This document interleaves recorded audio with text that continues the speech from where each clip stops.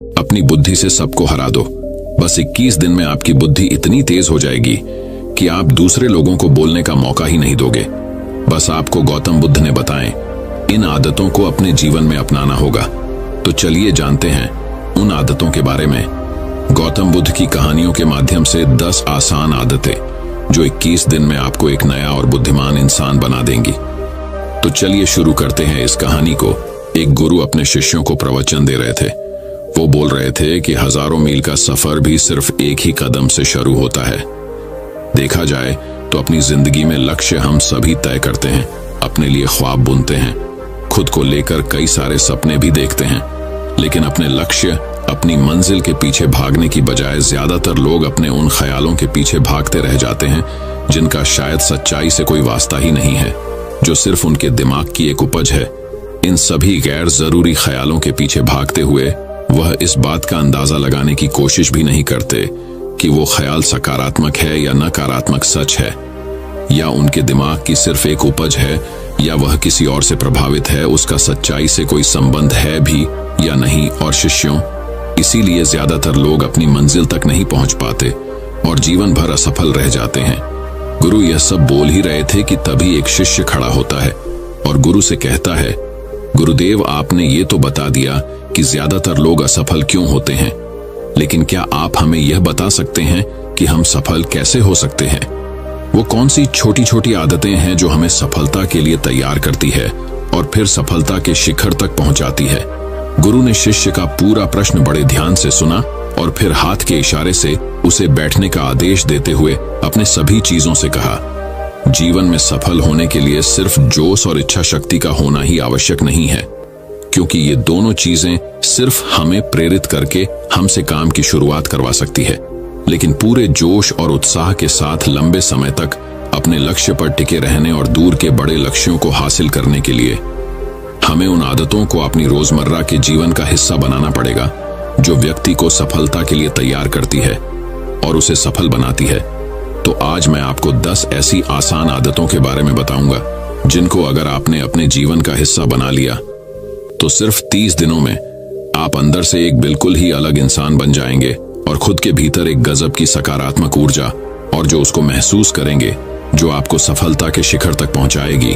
तो उन सफल आदतों की श्रेणी में पहली आदत है, अपने दिन की शुरुआत धन्यवाद के भाव के साथ करेंगे।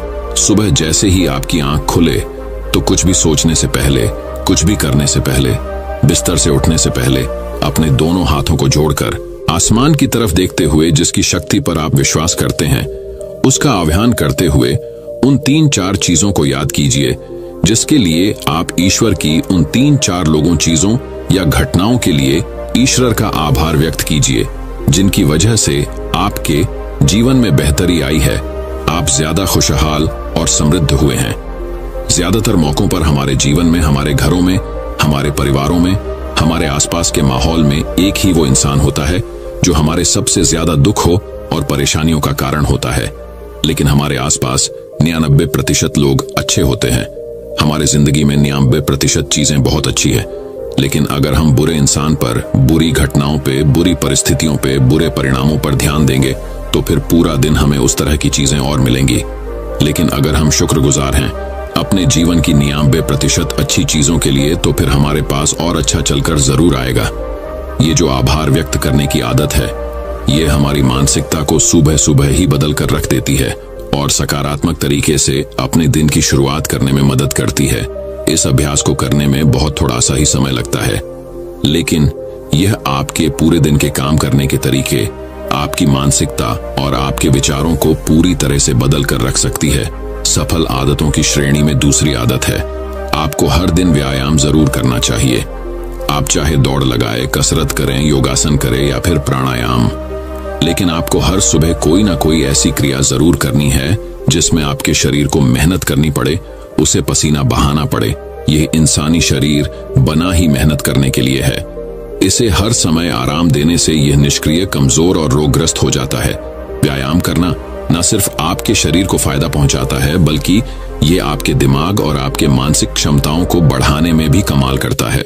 रोज व्यायाम करने से आपका शरीर और मन मजबूत होता है। आपके अंदर एक अलग ही आत्मविश्वास और तेज का जन्म होता है। जो आपकी सफलता की राह में आपके सहायक बनते हैं। सफल आदतों की श्रेणी में तीसरी आदत है, लक्ष्य निर्धारित करो और अपने दिन को योजना के अनुसार चलाओ। रात में सोने से पहले ही अगले दिन के 3 सबसे महत्वपूर्ण कामों को निश्चित कर लो और उन्हें लिख लो। फिर उसी के अनुसार अपने पूरे दिन की योजना बनाओ और उस पर अमल करो। अगर कोई व्यक्ति योजना बनाकर अपने दिन की शुरुआत नहीं करता और कोई सभी काम कभी भी करता है, तो ऐसा व्यक्ति कभी भी अपने पूरे दिन का सदुपयोग नहीं कर सकता। हालांकि ज्यादातर लोगों को पता होता है तो उनके लिए कौन सा काम महत्वपूर्ण है और कल उन्हें कौन सा काम करना चाहिए, लेकिन फिर भी वो लोग उस काम को पूरा नहीं कर पाते और उसे टालते रहते हैं। और जो व्यक्ति अपने काम को समय पर पूरा न करके उसे लगातार टालता रहता है, ऐसा व्यक्ति कभी भी बड़ी सफलता हासिल नहीं कर सकता। ज्यादातर लोगों का अपने काम को समय पर पूरा ना करना और उसे लगातार कल पर टालते रहने का सबसे बड़ा कारण है उनके अंदर आत्म अनुशासन का ना होना। क्योंकि जो व्यक्ति आत्मा अनुशासित है वो अपना हर काम समय पर पूरा करता है। सफल आदतों की श्रेणी में चौथी आदत है, आपको हर दिन कुछ ना कुछ नया सीखना चाहिए या फिर कुछ ना कुछ नया पढ़ना चाहिए। अगर आप अपना दिन का समय अपने लिए कुछ नया सीखने, पढ़ने या विकास के कामों में नहीं लगा रहे हैं, तो फिर आप चाहे कितनी ऊंचाइयों पर हो, कितने ही समझदार और बुद्धिमान हो, आप जिंदगी में हारने ही वाले हैं। आप नीचे गिरने ही वाले हैं। किसी बुद्धिमान व्यक्ति ने कहा है कि सीखना कभी बंद नहीं होना चाहिए, क्योंकि लगातार अभ्यास से ही व्यक्ति महान ऊंचाइयों को हासिल कर सकता है। सीखने का कोई भी तरीका हो सकता है, जैसे अच्छी किताबें पढ़ना, अपने क्षेत्र के सबसे सफल लोगों की बातें सुनना, रोज अपने काम का अभ्यास करना इत्यादि। अगर आपको दुनिया के 1% सफल लोगों में शामिल होना है, तो लगातार सीखते रहने की आदत को अपने जीवन का अभिन्न हिस्सा बनाना ही पड़ेगा। सफल आदतों की श्रेणी में 5वीं आदत है, कम खाओ और अच्छा खाओ। यहाँ अच्छा खाने से मतलब है संतुलित आहार, यानी ऐसा भोजन जो पोषक तत्वों से भरपूर हो और आपके शरीर को कोई नुकसान न पहुंचाए। देखा जाए तो भोजन हमारे शरीर के लिए औषधि है। भोजन शरीर के लिए सब कुछ है, क्योंकि शरीर को औषधि तो हम कभी कभार ही देते हैं, लेकिन इसे भोजन हर दिन देते हैं। तो हमारा शरीर कैसा होगा, ये हमारे भोजन की गुणवत्ता और उसकी मात्रा पर निर्भर करता है, क्योंकि शरीर को चलाने वाले सारे पोषक तत्व भोजन से ही मिलते हैं। इसीलिए कोई ऐसा भोजन मत करो जिसमें कोई पोषक तत्व ही ना हो और जिसे पचाना हमारे शरीर के लिए बोझ बन जाए। ज्यादा तला भुना और बासी भोजन मत खाओ। 3 सफेद झरों से जितना हो सके उतनी दूरी बना लो। पहला सफेद जहर है चीनी, दूसरा सफेद जहर है नमक और तीसरा सफेद जहर है मैदा। चीनी और मैदा से तो हमारे शरीर को कोई भी पोषक तत्व नहीं मिलता और इन्हें पचाना भी शरीर के लिए बहुत मुश्किल होता है। इसलिए इनका सेवन कम से कम करो। भोजन मन भरने के लिए नहीं, पेट भरने के लिए करो। जब भूख लगी तभी भोजन करो और हमेशा अपनी भूख से थोड़ा सा कम खाओ। रात में जितना जल्दी हो सके उतना जल्दी भोजन करने का प्रयास करो। अपने आहार में जीवित भोजन जैसे फल, हरी सब्जियां, साबुत अनाज, सूखे मेवे भी इत्यादि का सेवन जरूर करो। सुबह उठते ही खाली पेट पानी पियो। भोजन करने से पहले पानी पियो, लेकिन भोजन करने के तुरंत बाद पानी कभी मत पियो। भोजन हमेशा शांतचित और प्रसन्न मन के साथ करो और भोजन ग्रहण करते समय उसका पूरा आनंद लो। हम जैसा अपने शरीर को भोजन देते हैं, यह उसी के अनुसार काम करने लगता है। इसीलिए अपने भोजन और उसकी गुणवत्ता का ध्यान रखो। सफल आदतों की श्रेणी में 6ठी आदत है, उनके साथ हर दिन थोड़ा सा समय बिताओ जो आपसे सच्चा प्रेम करते हैं, आपकी परवाह करते हैं, जैसे आपके माता पिता, भाई बहन या फिर आपके सच्चे मित्र। ये एक आदत आपके परिवार में खुशी और शांति लाती है। परिवारजनों के बीच प्रेम और एकता बढ़ती है, जिससे आप ज्यादा खुश और शांत रहने लगते हैं। पारिवारिक तनाव कम होने की वजह से अपने जरूरी कामों पर ज्यादा ध्यान दे पाते हैं और ज्यादा अच्छे परिणाम हासिल कर पाते हैं। सफल आदतों की श्रेणी में 7वीं आदत है, हर दिन थोड़ा सा समय खुद के लिए भी निकाले और इस थोड़े से समय में आपके साथ कोई और नहीं होना चाहिए। ये आपका अपना समय है जिसमें आप अकेले एकांत में रहेंगे, खुद के बारे में चिंतन करेंगे, खुद की अच्छाइयों और बुराइयों के बारे में विचार करेंगे, अपने भविष्य के बारे में सोचेंगे, अपने काम के बारे में सोचेंगे, अपने भीतर उतरने का प्रयास करेंगे। इन एकांत के पलों का उपयोग आप खुद को और भी बेहतर तरीके से जानने और समझने में करेंगे। इस समय आप खुद की कमियों के बारे में विचार करेंगे और उन्हें कैसे ठीक कर सकते हैं, इस पर मंथन करेंगे। सफल आदतों की सूची में 8वीं आदत है समय का सही प्रबंधन करना, उसका सही उपयोग करना। जिंदगी दिनों, महीनों और सालों में गिनी जाती है, तो जिसने अपना दिन संभालना सीख लिया उसका महीना संभल जाएगा, और जिसने अपने महीने संभालने सीख लिए उसके साल संभल जाएंगे, और जिसके साल संभल गए उसकी पूरी जिंदगी संभल जाएगी। इसीलिए अपने दिन को सही तरीके से संभालना सीख लो। जो सबसे महत्वपूर्ण काम है उन्हें सबसे पहले खत्म करो। जिंदगी के किसी भी क्षेत्र में देख लो, घंटे तो सबके पास 24 ही होते हैं, लेकिन इन्हीं 24 घंटों में कुछ लोग कमाल कर जाते हैं। अपने एक हैं जीवन में न जाने कितने सारे काम कर जाते हैं, लेकिन दूसरी तरफ ज्यादातर लोग छोटे छोटे कामों में ही उलझे रह जाते हैं और जीवन भर यही कहते रहते हैं कि इस काम के लिए समय नहीं है, उस काम के लिए समय नहीं है। तो आखिर समस्या कहाँ है? समस्या है अपने समय का सही प्रबंधन न कर पाना। सफल आदतों की श्रेणी में 9वीं आदत है रात में जल्दी सोएं और सुबह जल्दी उठे। जो व्यक्ति सुबह जल्दी उठता है उसे कुछ अतिरिक्त समय मिल जाता है सबसे महत्वपूर्ण कामों को खत्म करने का, जैसे ध्यान का अभ्यास, व्यायाम, किताबें पढ़ना इत्यादि। सुबह जल्दी उठकर ध्यान का अभ्यास करने से दिन भर मन शांत और प्रसन्न रहता है। इसके साथ ही सुबह जल्दी उठकर काम शुरू करने से व्यक्ति का काम समय पर पूरा हो जाता है और वह बेवजह की चिंता और तनाव से बच जाता है।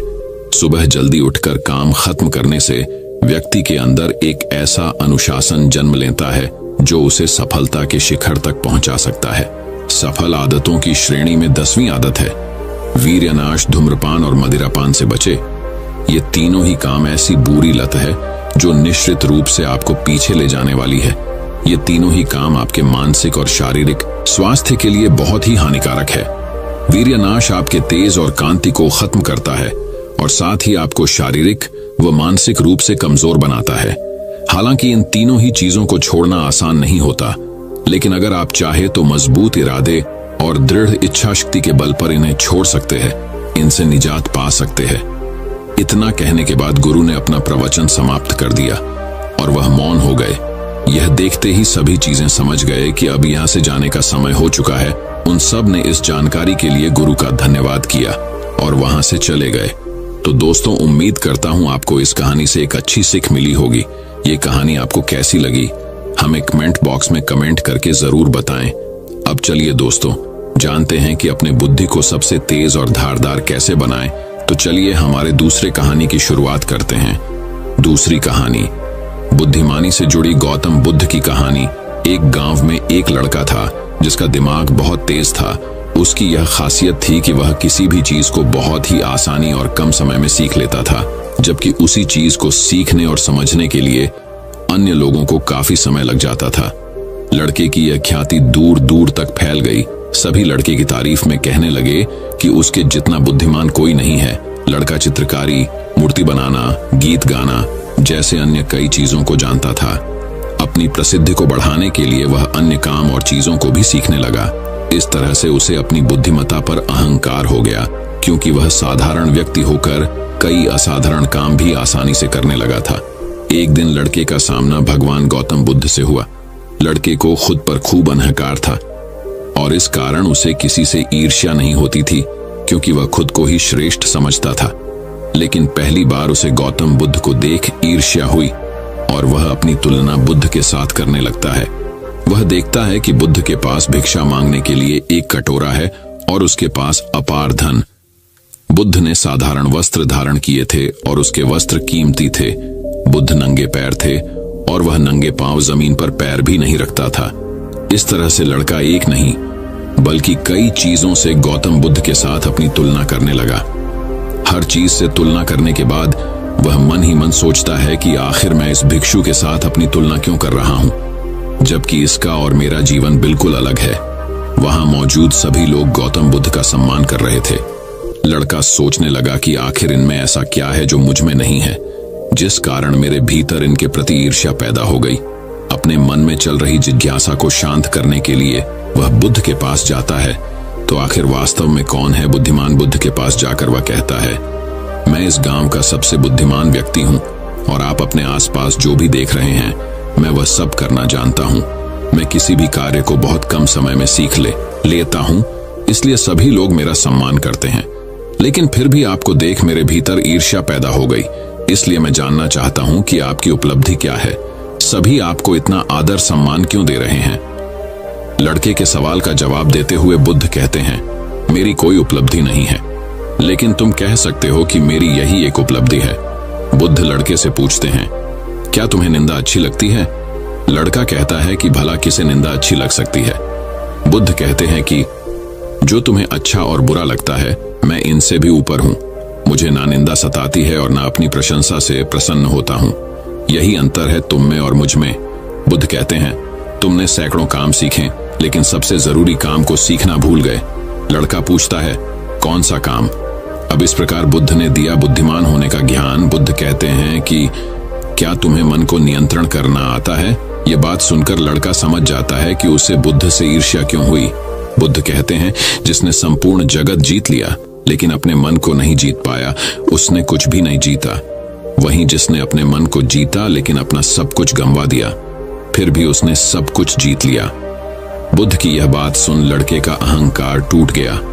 उसने बुद्ध से कहा कि क्या आप मुझे अपने मन को जीतना सिखा सकते हैं? बुद्ध कहते हैं, जरूर, लेकिन इसके लिए मैं तुम्हारी सभी उपलब्धियां छीन लूंगा। लड़का कहता है, मैं तैयार हूं। इसके बाद से ही लड़का ध्यान लगाने लगता है, क्योंकि ध्यान से ही मन को वश में किया जा सकता है। तो दोस्तों, अब चलिए बढ़ते हैं हमारे तीसरी कहानी की तरफ। तीसरी कहानी, दिमाग की धार को कैसे तेज करे। लगभग हम सभी लोग जानते हैं और साइंस भी यह सिद्ध कर चुका है कि हम हमारे दिमाग का मैक्सिमम 10% ही यूज कर पाते हैं और इसमें से ज्यादातर हमारा दिमाग बचपन में ही सब कुछ सीखता है और सबसे ज्यादा एक्टिव रहता है, क्योंकि हम हर रोज कुछ न कुछ नया कर रहे होते हैं। रोज पढ़ते हैं, नए नए खेल खेलते हैं और हमेशा एक्टिव रहते हैं। किंतु जैसे जैसे हम बड़े होते हैं हमारे रोज के कामों में इतने व्यस्त हो जाते हैं कि कुछ नया करने और सीखने का मौका ही नहीं मिलता। लेकिन यदि हम अपने दिमाग को धार देते रहे तो हम दुनिया में जल्दी आगे बढ़ सकते हैं। यह सीखा मैंने इस कहानी से।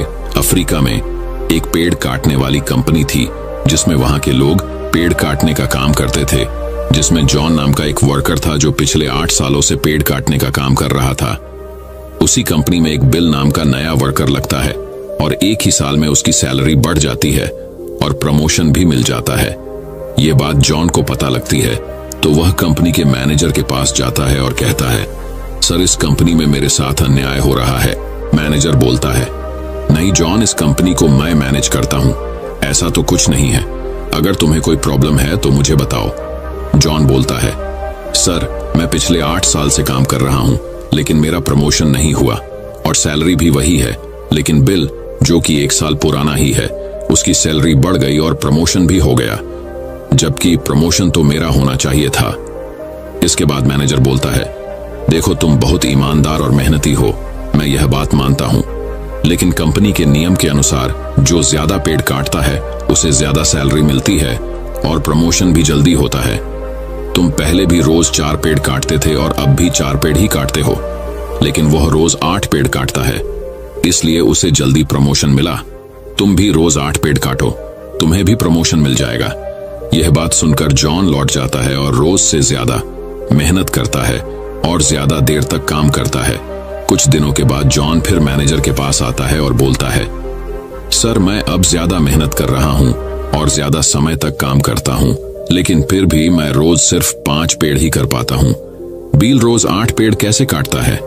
मैनेजर ने कहा, यह बात तो तुम्हें बिल ही बता पाएगा, तुम बिल से जाकर पूछ लो। अगले दिन जॉन बिना संकोच किए बिल के पास जाता है और पूछता है कि बिल, तुम रोज 8 पेड़ कैसे काट लेते हो? मैं पूरी मेहनत करके भी सिर्फ 4 से 5 पेड़ ही काट पाता हूं। क्या तुम मुझे बता सकते हो कि तुम पेड़ कैसे काटते हो? बिल कहता है, पहले तुम बताओ जॉन की तुम अपनी कुल्हाड़ी को धार कब लगाए थे? जॉन, मैंने पिछले हफ्ते ही धार लगाई थी। बिल कहता है, मैं हर पेड़ काटने के बाद 2 मिनट का समय निकालता हूं और अपनी कुल्हाड़ी को धार देता हूं, और जो पेड़ तुम 2 घंटे में काटते हो वह मैं 1 घंटे में ही काट देता हूं। धार देने वाले 2 मिनट मेरे आने वाले 58 मिनट बचा देते हैं और मैं रोज 8 पेड़ काट लेता हूँ। यह सुनकर जॉन बिल को धन्यवाद देते हुए चला जाता है। सिर्फ ज्यादा समय और ज्यादा मेहनत से कुछ नहीं होने वाला, इसके साथ साथ उसे अपनी कुल्हाड़ी को धार देते रहना पड़ेगा। जब भी वह धार देना बंद कर देगा, उस समय से उसके कार्य पर प्रभाव पड़ना शुरू हो जाएगा। जॉन अपनी कुल्हाड़ी में धार देकर काम शुरू करता है और कुछ ही दिनों में वह भी प्रमोशन ले लेता है। इस कहानी से हमें ये सीख मिलती है कि दोस्तों, हमें हमेशा ही अपनी लाइफ में कुछ न कुछ सीखते रहना चाहिए और अपने दिमाग को धार देना चाहिए, चाहे हमारी उम्र कुछ भी क्यों ना हो। मैंने कुछ दिनों पहले सत्य नाडेला, जो कि माइक्रोसॉफ्ट के सीईओ बने हैं, उनके बारे में पढ़ा था कि वह आज भी नए नए कोर्स ज्वाइन करते रहते हैं और नई नई किताबें पढ़ते हैं। उन्हें आज भी नया सीखने में कोई संकोच नहीं है और शायद इसीलिए वह इतनी बड़ी पोजीशन पर है। सक्सेस वही होते हैं जो समय के साथ बदलते हैं और प्रगतिशील रहते हैं। जिस तरह तालाब का पानी एक जगह स्थित होकर कुछ ही दिनों में सड़कर बदबू देना शुरू कर देता है, लेकिन नदी जो हमेशा बहती रहती है, प्रगतिशील होती है, उसका पानी साफ होता है। उसी तरह से जो लोग नई नई चीजें पढ़कर और सीखकर अपने दिमाग को धार देते हैं, वही दुनिया में आगे बढ़ते हैं। तो दोस्तों, चलिए बढ़ते हैं हमारे चौथी कहानी की तरफ। चौथी कहानी, दोस्तों, बहुत समय पहले की बात है का चंदनपुर नाम का एक राज्य हुआ करता था। चंदनपुर का राजा बड़ा ही दानी और प्रतापी था।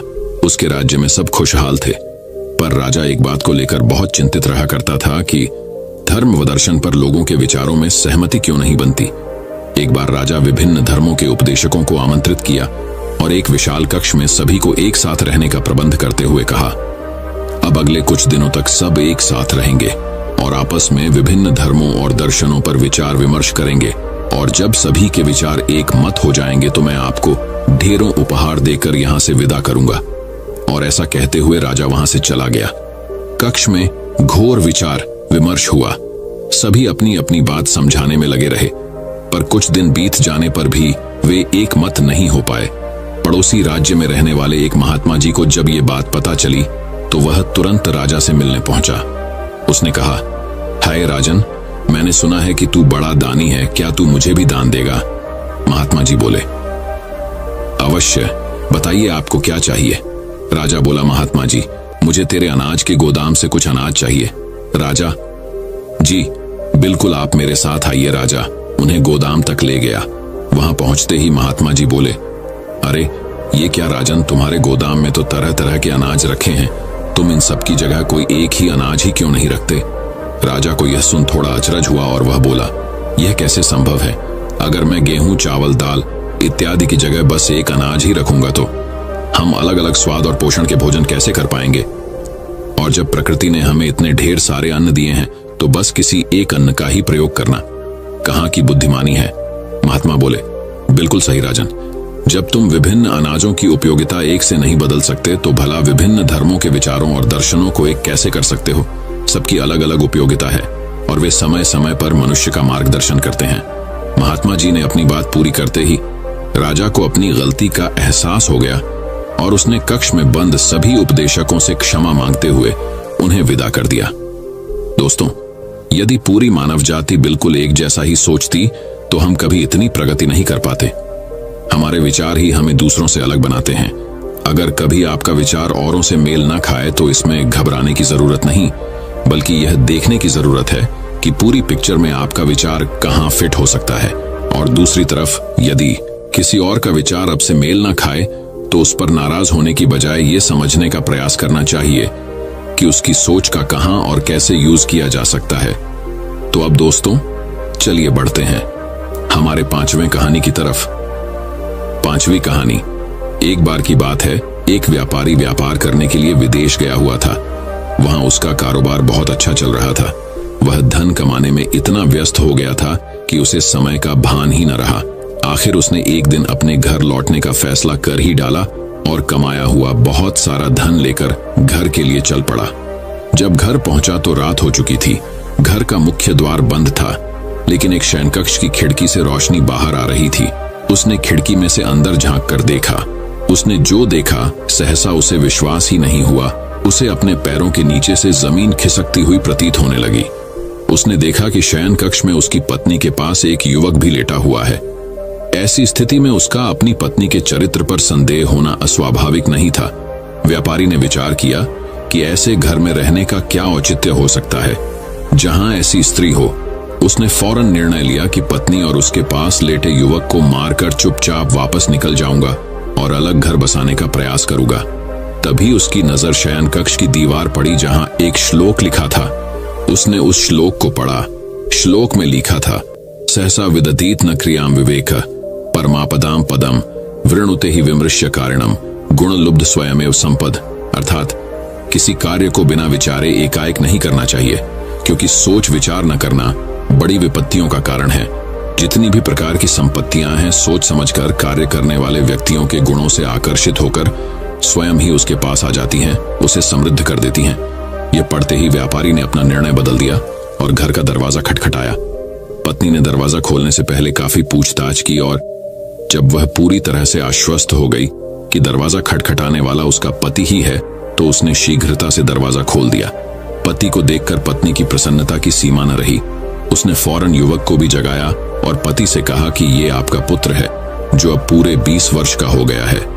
18 वर्ष पहले जब आप विदेश गए थे तो ये 2 साल का था। भावातिरेक में पिता की आंखों से आंसू बहने लगे।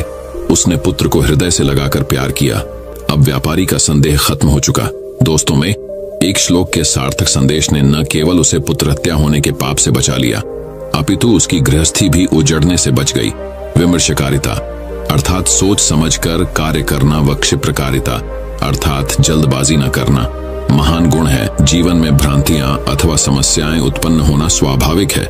जब अचानक कोई भ्रांति उत्पन्न हो जाए अथवा समस्या आ खड़ी होती है तो हम घबरा जाते हैं और फौरन प्रतिक्रिया करते हैं। इससे कई बार समस्या सुधरने की बजाय और बिगड़ जाती है। अतः हमें कभी भी बिना पर्याप्त विमर्श किए कोई कार्य नहीं करना चाहिए। कहा गया है कि जल्दी का काम शैतान का होता है। जिस प्रकार से रोग का उपचार करने के लिए उसका सही निदान अनिवार्य है, उसी तरह से कोई समस्या हो अथवा भ्रांति को दूर करने के लिए भी पर्याप्त विचार विमर्श करना अत्यंत आवश्यक है। दोस्तों, मैं उम्मीद करता हूं कि यह कहानी सुनने से आपके जीवन में अच्छे बदलाव आए होंगे।